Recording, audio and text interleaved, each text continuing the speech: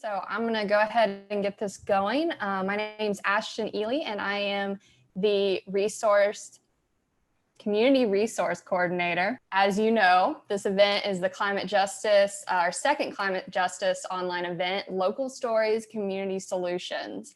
And before we go over logistics and introduce our panelists, I just wanted to tell y'all a bit about the League in case you're not too familiar. So the Arkansas Citizens Climate League is designed to empower Arkansans to advocate for a healthy environment and climate change solutions through education, encouragement, and engagement. So our vision is to green the earth with justice. And we believe that until there's a universal justice which rejects the exploitative nature of the economy we live in, there can be no healing of the earth. And we have a lot more information. If you want to check us out, it's arkccl.org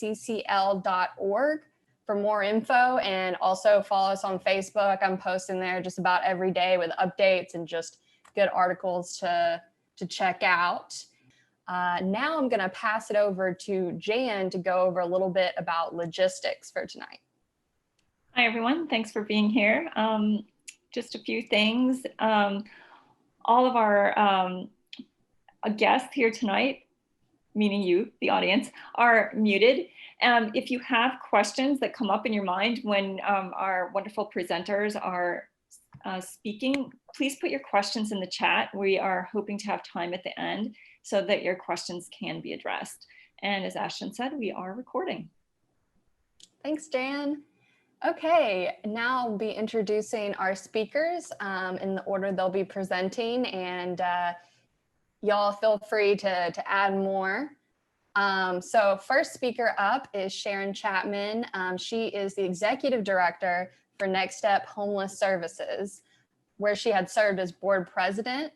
She also has a master's in counseling and has been living in Fort Smith for the last 25 years. Our second speaker is Paulette, and she is the Associate Dean, Professor of Sociology and the Interim Chair of the Department of Criminal Justice at the University of Arkansas, Fort Smith. She has a PhD in sociology, a Master of Philosophy in Geography, and a Bachelor's in Geography. And she's also one of our board members at the League. And then we also have Svetla, and she also works at UFIS as the Assistant Professor of Sociology. She has a PhD in sociology. And we also have Fernando. He is a member of Citizens Climate Lobby and a senior biochemistry student at UFIS, and he will be graduating in the fall of 2021. So now, after all that, like I said, feel free to say more or let me know if I missed something, but first up is Sharon. Hi, good evening, everybody. I'm glad to be here, and thank you for inviting me into an area that I would not consider myself an expert whatsoever, because most of my work is with the homeless in our day shelter and our housing program here in Fort Smith. But we definitely have an intersection of what happens with our clients and big major climate events that occur. And so I wanted to kind of connect you to what these things can do on the ground to the very vulnerable. I'm going to share with you in just a little bit a couple of videos, but I wanted to tell you that in our day shelter, we serve a lot of chronically homeless people in the Fort Smith area. We see around 1,400 separate individuals who come into our day shelter throughout the year. And a lot of those can either be chronically homeless, people who are homeless that seek other shelter but like to come to us for services. Also, they can be people who are just on the cusp of homelessness, meaning that they require assistance just to keep them from falling over into that lane of homelessness through the services that we provide through food and help with case management and things like that. The reason I was asked to speak with you guys is because about a year ago, as everybody remembers, we had a major event in our area, the flooding that occurred. And our offices are downtown on 6th Street. And though we were not affected by the flood ourselves, we had a lot of clients who were, who especially are street homeless, who like to sleep outside, or they either have no other place to sleep. They don't fit easily into categories that get them into permanent housing, either due to income or behaviors. And so they find themselves on the street often. And those are the people that are greatly impacted by events that happen like a flood. A lot of our homeless in our region have historically slept down by the river. We're a river city, so we're not very far. Our offices are not very far from the river. And a lot of them tend to find encampments around the river. I did tell the group when we were planning this that a couple of years ago, there's been kind of a push by our local authorities to drive those people from the river encampments. And a lot of you see more and more people throughout our city that are finding other encampments outside of the river area where they used to kind of stay and feel comfortable. Now you will see them downtown and throughout different parts of our city. But back when the flood occurred, a lot of them were still encamped very close to the river, and they found themselves in a really precarious situation when the flood came. A lot of them lost their belongings, and we had many people just laying around our building with wet belongings, having lost many things. And a lot of, as we know, when something like this happens, it tends to really impact those who are the least fortunate among us and who don't have resources to respond. And all of these homeless people, I like to say, it is still not illegal to be homeless in the United States. People are still able to determine if they want to be outside or if their conditions make them find themselves homeless.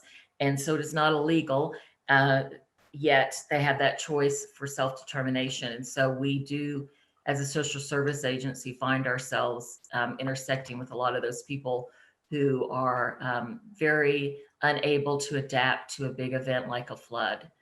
I'd like to just take a second to share a couple of the videos. Ashton, if you would key those up, of a couple of our current clients who shared a little bit about the impact of the flood with us.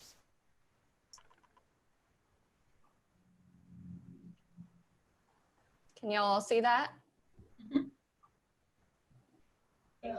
Hello, the water kept rising, and I had all my stuff packed, and I had a rock set right there on the next to what we call the spillway. I said, when it gets to this rock, I'm bugging out. Okay. That's what I did. Okay, so how long did it take that water to get up past that rock? How long did it take that? Overnight. Just overnight? Yep, I had to wade through water to get my stuff out of there. Right, wow. Okay, so did you lose any of your stuff? No. Okay, so you were able to get all your stuff out of there in time. I already had my stuff packed. I had it booked out on a high hill in plastic bags. Wow, so I did leave my tent. Okay. First of all, tell me your name. My name is Kim Hargrove, and I'm from Southeast Texas. Okay, so tell me what happened to you during the flood. Where were you actually at? I was living off. You could basically say it was off Navy Road, and Navy Road is 2 roads over from the river. Okay. The tracks. I was probably maybe not even half a mile from the. No, I wasn't. It's closer than that. I mean, I could see the river basically, not see it, but just through the trees. So you said that you were able to see the river as it was rising. And yeah, well, everything. I would walk maybe, oh my gosh, maybe 20 yards, and yeah, you could see. I mean, and you could hear it.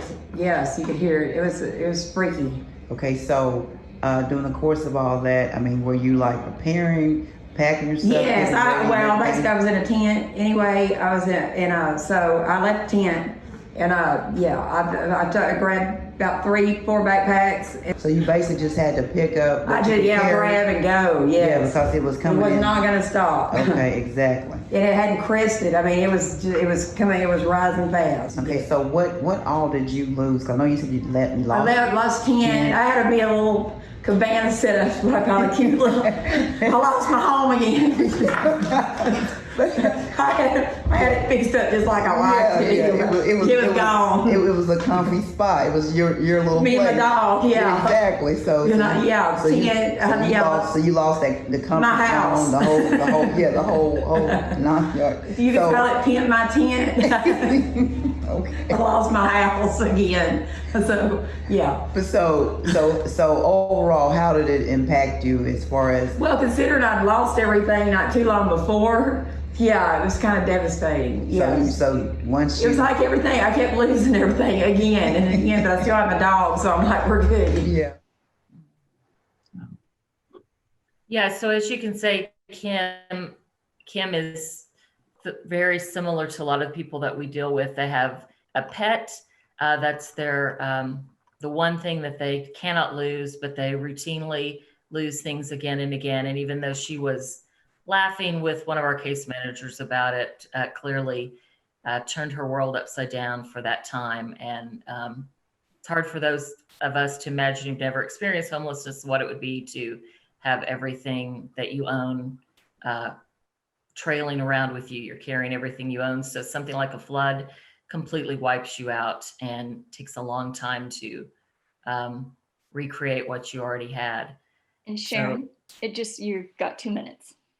Thank you, Jan. I appreciate the opportunity to talk to you guys, and I'm looking forward to any questions that you might have for me about our homeless situation in town or anything that else I can answer. So I'm going to pass my extra time on to the other speakers. Okay. Thank you, Sharon. And next up, we have Paulette. Yeah. Thank you, Ashton, for that lovely introduction. And thank you also, Jan, both of you, for organizing this wonderful conversation tonight. And Sharon, I really admire the work you do, and those participants in the video. Look, I was about to cry. So I really appreciate them sharing their stories with us. And so that's a perfect segue into what we want to focus on in tonight's conversation. So if you guys don't mind, let me give a shout out to my students who've joined us tonight. I appreciate they're just there with us listening, and so I'm really delighted that they logged on. So I would like to share my screen. I'm going to go ahead and do that now, and then we're going to do a little bit of reflection exercise. Let's see, share. And can you see that, everyone? Okay. All right, so what I'm going to ask you to do right now for about 1.5 minutes is to engage in some sense of reflection for why we're here tonight. So I ask you, please, let's all close our eyes, wherever you are. Close your eyes. Now picture the world that you live in right now.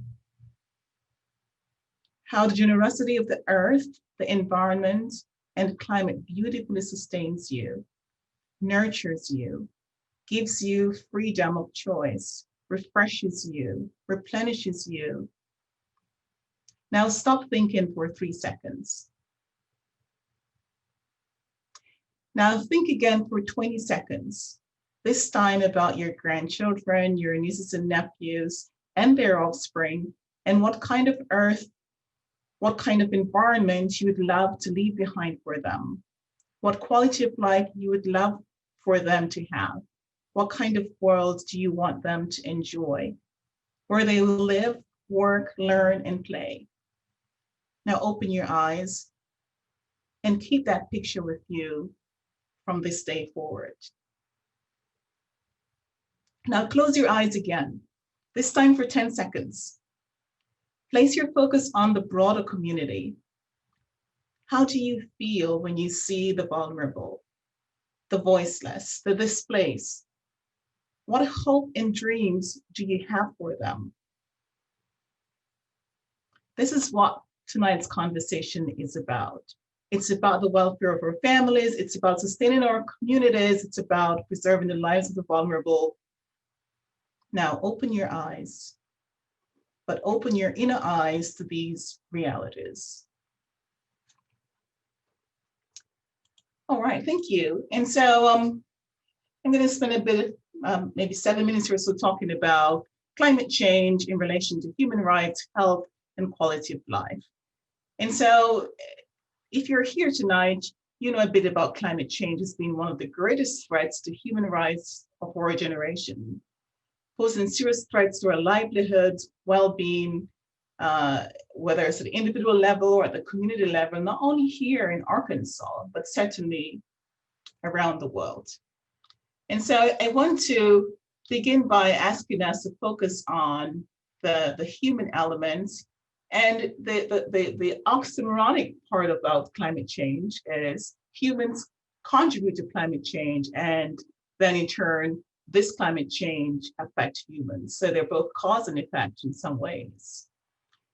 And so if you're here again tonight listening in, you're probably interested in climate justice advocacy.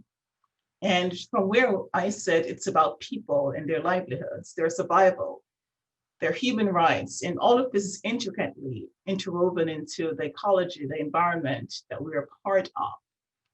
So my focus typically in my own work and advocacy is on collective groups such as Indigenous people, people of color, and people who find themselves marginalized, who live in marginalized communities. And even our participants in the video tonight, you can understand the vulnerability that they face as a population of the homeless here in Fort Smith. And so in beginning to think more about what is justice and where does it come from? So it just, if we have effect around us, there has to be a cause. For most things in life, we can do cause-effect analyses. And so we can look at the unjust political system, the economic system, or productive systems, and how they in fact are structured in such a way to create inequities, and also structured in such a way, the use of fossil fuels and adding carbon and all the different ills they do to the environment that in fact contribute to climate change. And so here's what we argue here again, without a focus on correcting injustice, work on climate change, whether at the national level or local level, only addresses the symptoms if we do not address the root causes of injustice. And now I would love to give some quick synopses on how in fact climate change is impacting Arkansans. So there's been an increase in yearly temperatures, and as you'll see later on, a 2% increase in temperature since 1970, frequent heat waves. There are public health issues with insect-borne diseases and health-related illnesses. There's been frequent, intense, heavy rainfalls, severe floodings, like Sharon has mentioned, and the impact of that, storms, displacement of people from their homes, and of course, flooding of farmlands, but also drought affecting the farmers. And so continuing this, over the last 2 decades or so, Arkansas has had to declare disaster areas for a state in major disaster 23 times due to flooding, severe weather, and even hurricanes. And in Little Rock, annually there are about 10 deaths related to heat waves, excessive heat.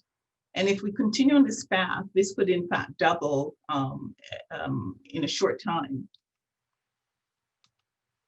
And so I was hoping to show you an EPA handout tonight, but my colleague Jan is going to email each of you the EPA handout. And there we have a lot more information on how climate change is in fact affecting Arkansas.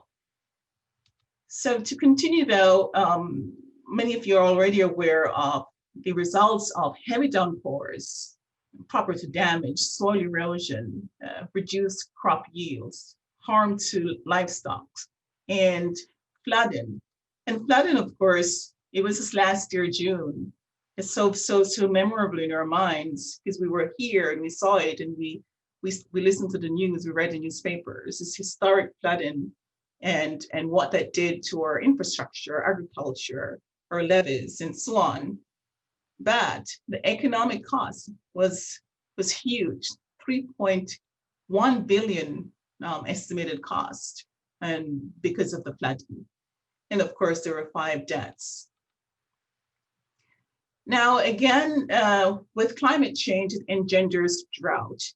And in the state of Arkansas, just in September, there were 270,000 residents living in drought areas. And think about the farmers. So you think about livelihoods, those are relying on the soil for their livelihoods. So this is actually 90% or more of the population. I'm sorry, not 90%, 9% or more of the population affected by drought in Arkansas. So as I mentioned earlier, since 1970, temperatures in Arkansas have in fact increased by 2 degrees Fahrenheit. Arkansas's growing season has been extended for 23 days. And if we continue this path, scientists project that we're going to even have an increase in the growing season. Another abnormality that we see rising over the last decade or so is winter tornadoes, and thanks to warmer winters. So I have some graphics for you here. And so Climate Central is actually plotted, and you can see the trend upward in terms of the number of days that we experience temperatures above 95 degrees. It's just an upward trend. And this is not changing and not projected to change, actually. So let's look at this graph that projects into 2030 up to 2050. You can see the trend is just going to be continuously up. If we don't do something about controlling greenhouse gases and other efforts to minimize the impact that we have on temperature increase in the state. And of course, how many of you already know this? You know already that you have steamier summers where it's not only hot, but it's also pretty muggy. And so we're part of this, we live here. So this is not a surprise for any one of us. Mm-hmm. And so the state, I'm very proud to be in a state where this matters. Climate change matters at a state level.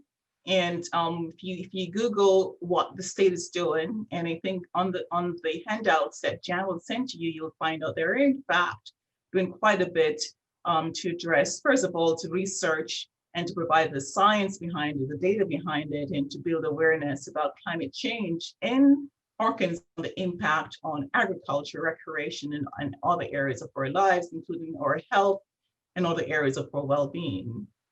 And excuse me, just a moment, Paulette. I'm sorry, you're at 2 minutes. 2 minutes. And so the Fayetteville Energy Action Plan is something that you should probably have a look at. And I think Jan will send that to you about what the state is in fact doing to curtail climate change. So I also want to mention from where I said it's important that we do the social approach in addressing climate change and its impact and its consequences. And for that, the best place I can send anyone is the Bali principles of climate change. And these principles were done by the International Climate Justice Network. And when you read through those, you'll see each of them not only talk about the science behind it, why we need to protect development, but also addresses the impact of climate change on people. And of course, particularly underrepresented populations, communities of color, vulnerable communities that are disproportionately affected by climate change. And so those principles, I wish I could go in and show you all 27 of them, but I won't have time. And I heard you, Jan, thank you. And just to take away from this slide that climate change disproportionately affects poor and low-income communities. We also want to make sure that we pay attention to indigenous populations, especially they're particularly vulnerable in terms of their health, their own environments, and their communities. All right, I'm going to skip through those principles because later on you'll be able to read them once Jan sent them to you. I picked 3 of them to go through tonight, but in the interest of time, really I want to talk about what we meditated on earlier, making sure that we're thinking about the generations to come. What kind of world are we going to leave behind? But not only that, if I go back to this slide quickly, what kind of choices are we making for ourselves? Right, in our everyday lives, or recycling, the way that what are we choosing to buy, how are we using fossil fuels, and so on. But thinking principally about the generation to come. How are we consuming consumer items, and preserving Mother Earth for future generations? The last thing I want to say is a call for action. And so that we could talk about this and have intellectual discourse all day long, but I really want to zero in on and calling for action. And I was drawn to the CCL and the ArcCCL because of how active they are and the work that they're doing. And they're not just saying things, they're putting their monies where their mouths are. And I have to give them kudos, champions of climate justice and environmental justice. And so if I was to talk to my young participants tonight, I would say, try to get involved.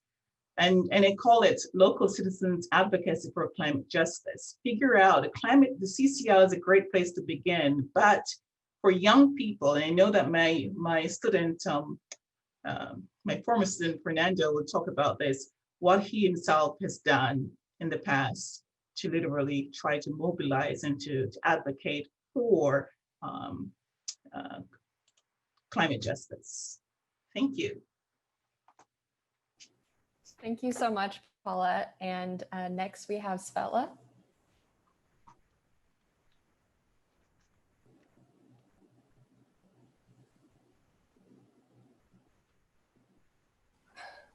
Okay, you can hear me now?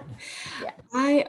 Okay, excellent. And I need host privileges because I had to go in and out in order for me to share the presentation. Hang on, I will While get we are those for loading you. it, thank you, excellent. I also want to express my thanks for being invited to join this panel on climate justice.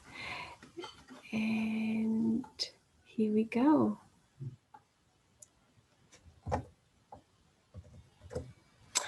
So I want to approach, to use my time here to speak a little bit about how climate change, migration, and development, which are my 2 areas, intersect, and how we can connect the local reality of climate change with the global situation. And I'm also going to kind of talk a little bit about why it's important that we talk about environmental migrants and not climate refugees. I'm glad that we had a little bit of a conversation with Paulette's talk about the importance of advocacy and what we can each do. And I want to mention to you the Sustainable Development Goals, which are part of an agenda that was adopted in 2015 by all UN member states. And it is a 15-year plan to end poverty, protect the planet, and improve the lives and prospects of everyone on the planet. And I think in the development field, this is an important new direction because it promotes development that acknowledges 3 integrated and indivisible dimensions of sustainable development: the economic, the social, and the environmental. And it provides a framework for action at multiple levels: international, national, local, and at the individual level. And in the Q&A, we can talk more about that. You can see that among the 17 goals, there is one, number 13, goal, which focuses on climate action. It has a 2-pronged approach to climate change. One is, of course, it is critical that we combat climate change by lowering the greenhouse gas emissions, but the other is that we can note the reality of the impacts of climate change. So there is a very strong focus on the adoption and implementation of national and local disaster risk reduction strategies. And here I want to show you data from the Internal Displacement Monitoring Center, which shows the most recent number of new displacements by conflict and disaster in the world. There were 33.4 million new internal displacements across all 145 countries that are part of the report. And since 2009, what we know is that an estimated 1 person every second has been displaced by a disaster. And the majority of those, as you can see, are weather-related events. These are all the blues. This is all the disasters. Here's the breakdown.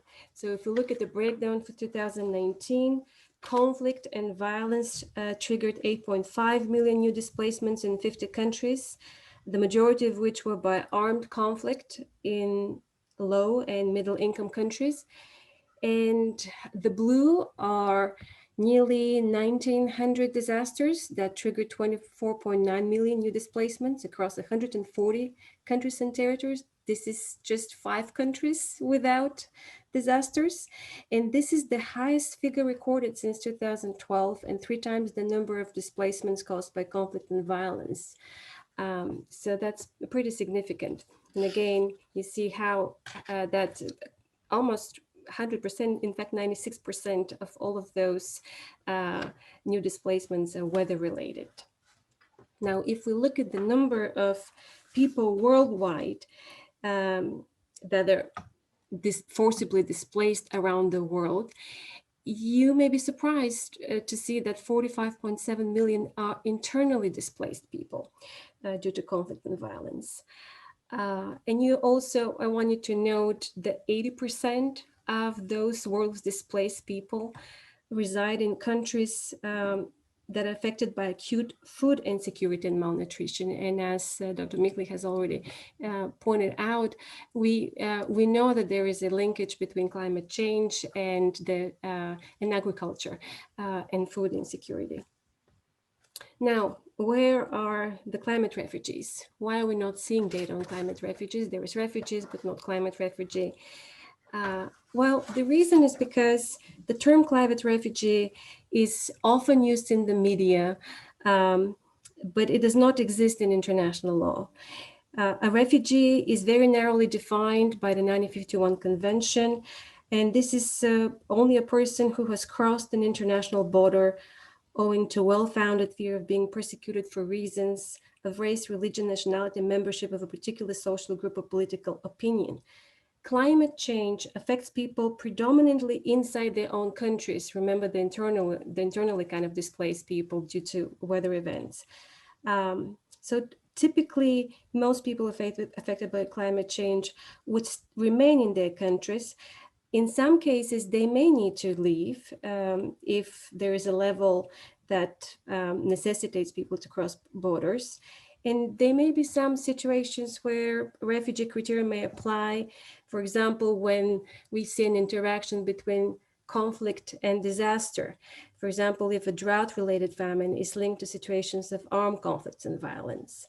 But the main international organizations that protect refugees, the United Nations High Commissioner for Refugees and International Organization for Migration do not endorse this term because, in their opinion, it actually lessens the possibility to protect refugees in the category that it was established, and also because it does not capture the complexity of environmental migration due to climate change.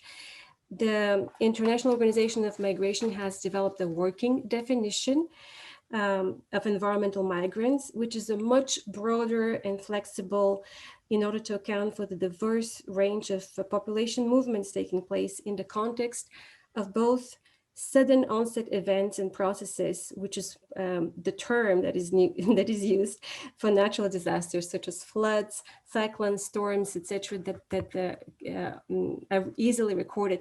But the issue with environmental migration and climate change is that they're also effects that are slow onset events and processes that also lead to migration, but over a much longer period of time, such as sea level rise, increasing temperatures, and land degradation.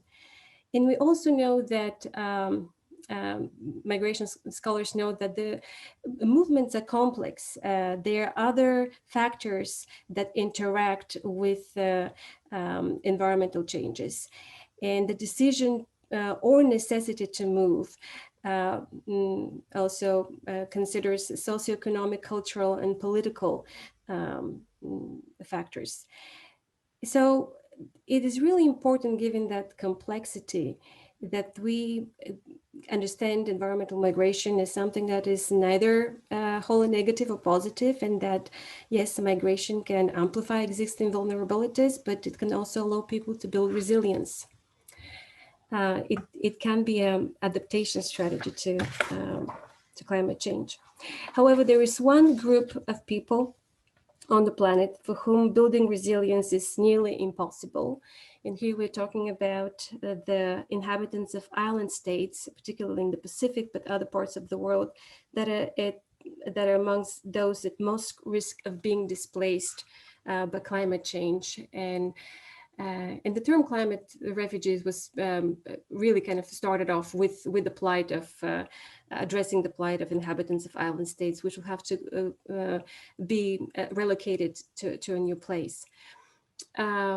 And this is one way that we can think about how something that's happening out there in the Pacific really connects to home, because the U.S. has one island, Hawaii. We have 5 island territories: American Samoa, Guam, Northern Mariana Islands, Puerto Rico, and the U.S. Virgin Islands. And we are also responsible for the defense of 3 freely associated states in the Pacific: Micronesia, the Marshall Islands, and Palau. And the Marshallese people have already been forced to relocate to the U.S. Due to the U.S.'s nuclear testing there. And the largest concentration of Marshallese in continental United States are actually in Arkansas, in Springdale. There are more than 12,000 residents in Arkansas. And while I'm going to continue to give you an idea why the plight of nation states is so critical, and how Svetla, you're at 2 minutes. In the Marshallese Islands, I want you to look at this chart, which kind of highlights how climate change affects natural resources and economic sectors and forces displacement. The Marshall Islands are only 6 feet above sea level, so they're very vulnerable to rising seas, storms, and droughts, and their freshwater supplies and food crops have threatened. So there are estimates that within a generation, the islands will be uninhabitable and they'll have to leave. And what I wanted to finish with, if we still have the time, that's the call of the moderator, is with a poem by Marshallese poet Kathy Jetnall-Kitchener. And this is the 2014 UN Climate Change Summit poem.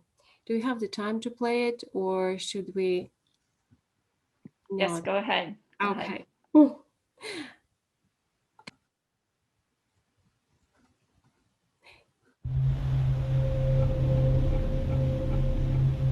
Dear Matafele Benu, you are a 7-month-old sunrise of gummy smiles. You are bald as an egg and bald as the Buddha. Your thighs that are thunder, shrieks that are lightning, so excited for bananas, hugs, and our morning walks along the lagoon. Dear Matafele Benu, I want to tell you about that lagoon, that lucid, sleepy lagoon lounging against the sunrise. Men say that one day, that lagoon will devour you. They say it will gnaw at the shoreline, chew at the roots of your breadfruit trees, gulp down rows of your seawalls, and crunch through your island's shattered bones. They say you, your daughter, and your granddaughter too, will wander rootless, with only a passport to call home. Dear Matafele Benu, don't cry. Mommy promises you, no one will come and devour you. No greedy whale of a company sharking through political seas. No backwater bullying of businesses with broken morals. No blindfolded bureaucracies gonna push this mother ocean over the edge. No one's drowning, baby. No one's moving. No one's losing their homeland. No one's gonna become a climate change refugee. Or should I say, no one else. To the Carteret Islanders of Papua New Guinea and to the Taro Islanders of Fiji, I take this moment to apologize to you. We are drawing the line here. Because baby, we are going to fight. Your mommy, daddy, boo-boo, dimma, your country, and your president too, we will all fight. And even though there are those hidden behind platinum titles who like to pretend that we don't exist, that the Marshall Islands, Tuvalu, Kiribati, Maldives, and Typhoon Haiyan in the Philippines, and floods of Pakistan, Algeria, and Colombia, and hurricanes, tidal waves, and earthquakes didn't exist, still, there are those who see us. Hands reaching out, fists raising up, banners unfurling, megaphones booming, and we are canoes blocking coal ships. We are the radiance of solar villages. We are the rich, clean soil of the farmer's past. We are petitions blooming from teenage fingertips. We are families biking, recycling, reusing, engineers dreaming, designing, building, artists painting, dancing, writing. We are spreading the word. And there are thousands out on the street, marching with signs, hand in hand, chanting for change now. They're marching for you, baby. They're marching for us. Because we deserve to do more than just survive. We deserve to thrive. Dear Mata Filipino, you are eyes heavy with drowsy weight. So just close those eyes, baby, and sleep in peace. Because we won't let you down. You'll see.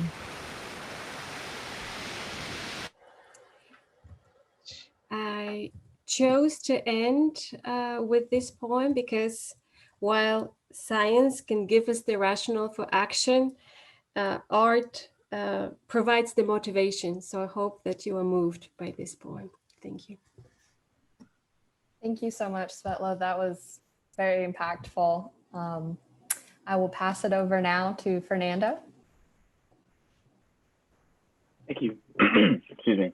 Well, hello everybody. Like I was introduced, my name is Fernando. I am a graduating senior. I'll be graduating this semester in biochem with my degree in biochemistry. So I was actually lucky and fortunate enough to have Dr. Meikle in class last semester for a community development course. That was kind of out of my comfort zone. That kind of I guess opened the way for a different way of thinking instead of thinking normally like a scientist, like a natural, in my physical science realm, and think more like a social scientist, which I guess which of that is a lot of what this is. And so through that with her, I also had an opportunity through Citizens Climate Lobby to also be a part of on-campus organizations for climate advocacy and for climate policy. So I did an independent study through her, and then I also served as the campus leader for the Citizens Climate Lobby at UAFS up until this semester, and because I can't continue any further after this semester, and with that, that's actually a really great opportunity, especially for all you other students out there right now who are in here listening, and through it, it's a great connection portal with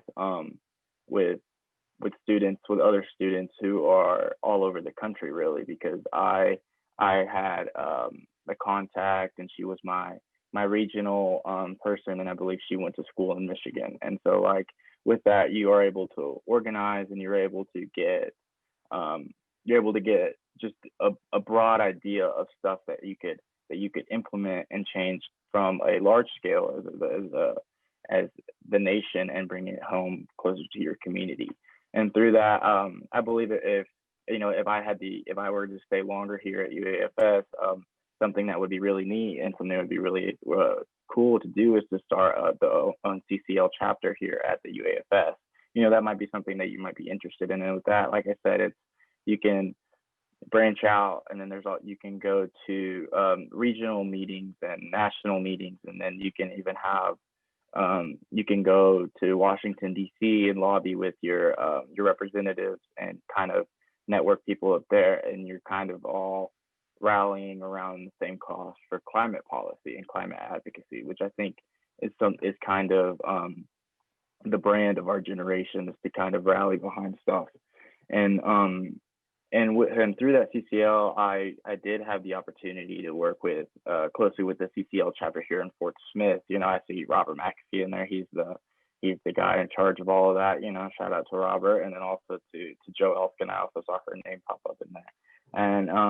And you know, they were all really helpful with me, and also with Leah Lane. I don't think she's here, but they were all really really close people who I had a contact with my time as a campus leader, and what we tried to do. And what we tried to do was kind of bridge bridge the community with the college, and kind of for the same purpose of climate advocacy. And so what I did last semester, we all planned an on-campus kind of Earth Day event to kind of just showcase and kind of just get the conversation started about what climate policy is, and how we as young people, and how we as students, and how people who are emerging into career paths can take an important role in all of that. And so that was something that was really that was a really good experience, because I had never actually done anything like that. I've never organized a whole event like that. So it was really eye-opening to see how we were able to get the geology club involved, and how we were able to coordinate a panel of people, and how we were going to show the screening of the Human Element film, which is another film that we also showed earlier in the semester that had a really good turnout about kind of how humans have an impact on climate change, which I guess is really the big problem with climate change, you know, because it's like natural disasters have happened since the beginning of time, but not at the rate at which they're happening now, and it's because of human pollution and the human actions that have caused us to get there. And so that was a really important film, I believe, and we were going to show that, but of course, you know, with the pandemic and everything, everything kind of had to come to a halt. So we didn't we had to cancel that event, and then we also had the plan for the regional meeting, which also had to get canceled, which was going to be in Kansas, and that was also going to be a really good opportunity. And I believe that, like, with our generation right now, speaking as people who are about to graduate and people who are emerging in this, I believe that it's really important for us to kind of take front and center of these different movements. You know, like Dr. Meikle said, and Dr. Svetla were saying earlier about how and also with Sharon, how they were all saying how people who are the most impacted by this are the poor, marginalized communities. And as we see now, you know, like this 2020 has been a pivotal year in everything, really, you know, with the pandemic, and also with like the civil rights movement that we've seen going on all year. The common occurrence that I've seen has been young people being the motor of it. People who are college students who have been organizing demonstrations on their campus, you know, and who have kind of called out their administrators for policies. And I believe that is something that can be kind of incorporated into the fight for climate justice. And you know, excuse me, Fernando, just 1 minute. You're at 2 minutes left. I'm at 2 minutes. Okay, thank you. Yeah. And I believe that's that social justice and that environmental justice, climate justice, that those are two things that they're parallels with one another, right? Especially we see how people in marginalized communities, especially in inner cities, how that is the center for a lot of the pollution. And so with that, they're affected with their health, and then those people who are living in those communities, they don't have the same kind of opportunity, or like they're not in the same environment quite literally, because they're in those heavily polluted areas.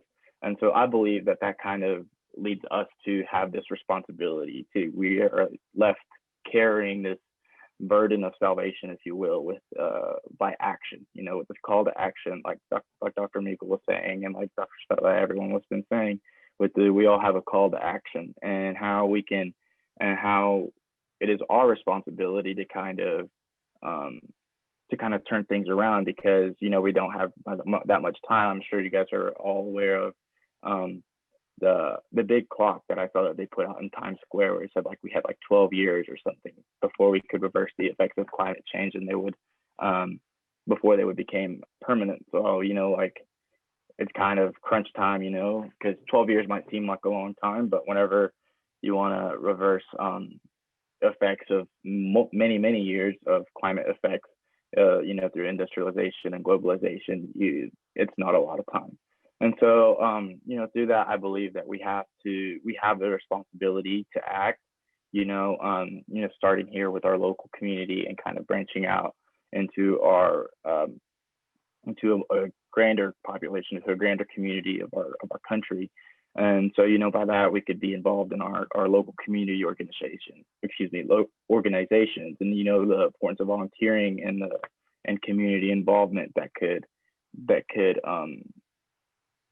support these climate, related policies. And then the next thing is accountability, and accountability, not just how we kind of hold each other, to like reduce our own carbon footprint, but also and how we hold large corporations and large global polluters, because we've seen the power of organization through a lot of the social justice movement, and the power of of community. And so I feel like with this, through like boycotts or maybe unions and how you are and how you are held yourself accountable to your own consumption by reducing the amount of single-use plastics that you might buy. And with that, also with your accountability to your representatives. And like we are in the election cycle, so I feel like that is also an important aspect of being accountable, people who are responsible for us, and putting people up there who also care about this, because it is good. And also the last thing, I know I'm running out of time, is to just be disciplined and about how we act, and about how we consume, and about how we go about doing this thing, because it seemed like a daunting task to save the world, but I believe that it can be done. Thank you. Oh, thank you.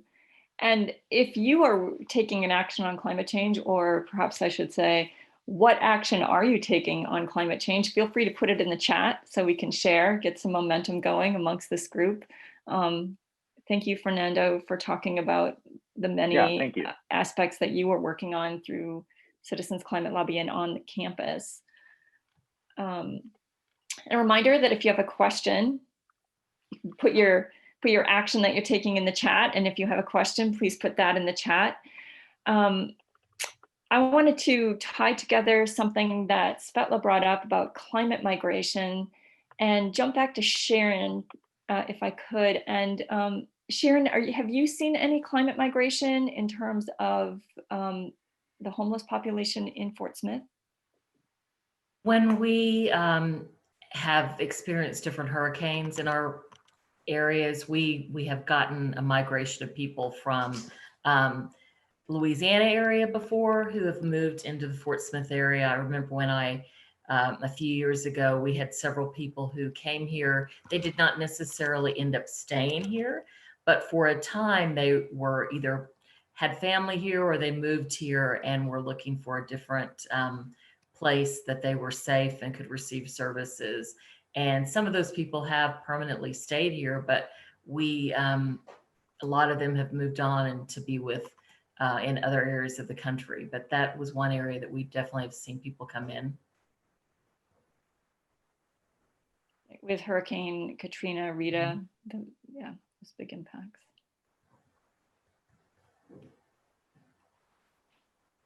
And for those of you who are interested, the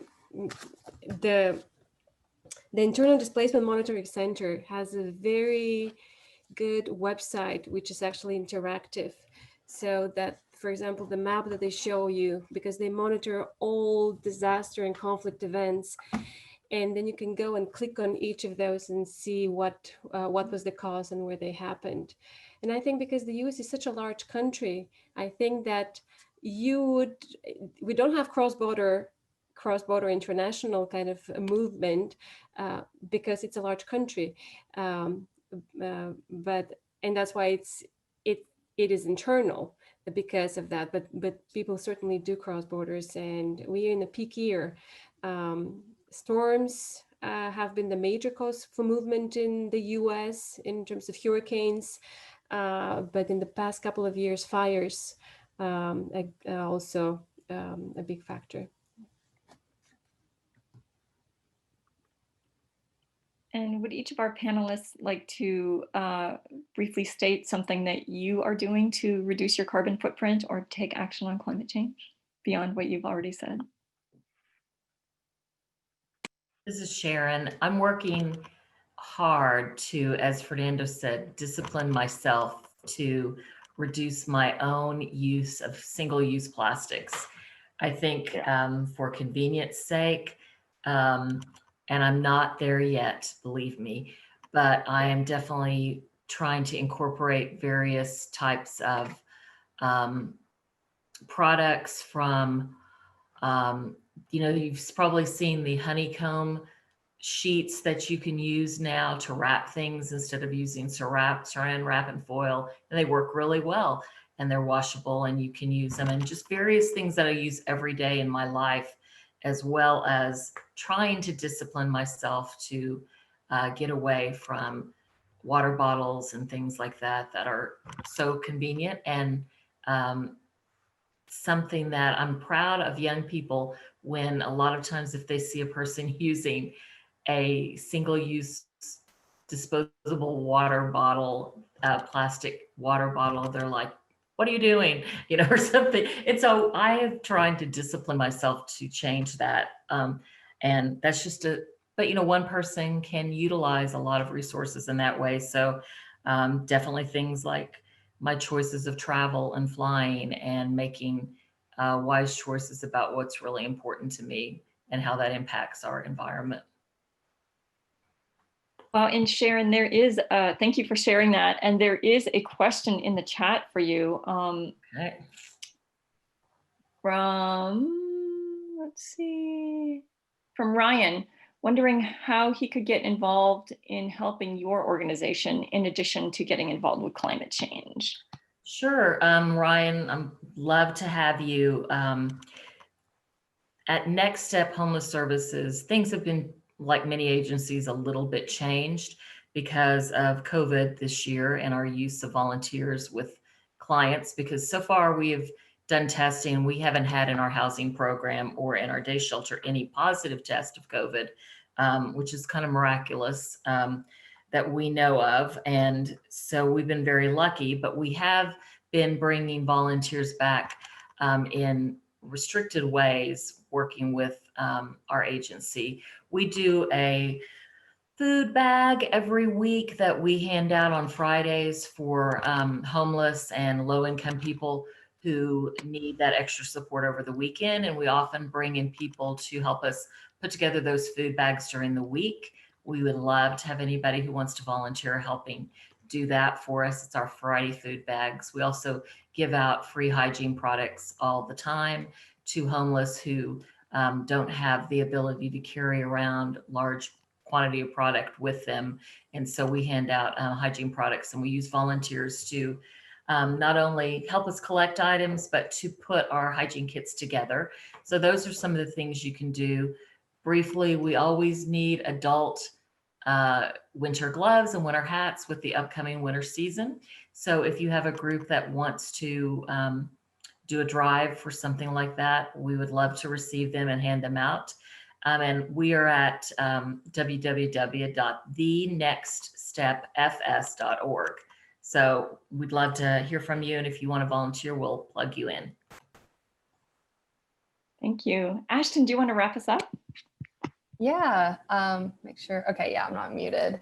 Yeah, so, and someone asked in the chat about the visuals being available. And yes, as I said in the beginning, we are recording and we'll have this all up on YouTube, send you a link, as well as any resources, websites and whatnot. I'll make a list of all that available. So, and if I miss something, please just email me and I will get it to you.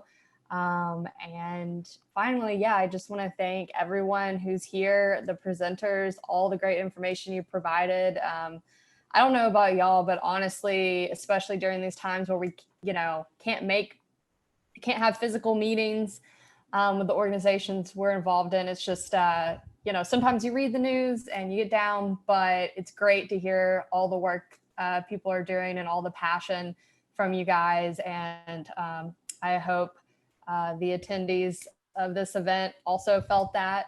So thank you guys so much for coming. Jan, did I leave anything out? No, just a huge thank you to our presenters. Thank you for your time, and thanks to everybody for showing up. Yeah. Go vote. Thank you so If you much. haven't done it.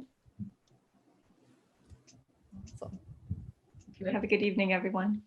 You as well. Thank you. Good night.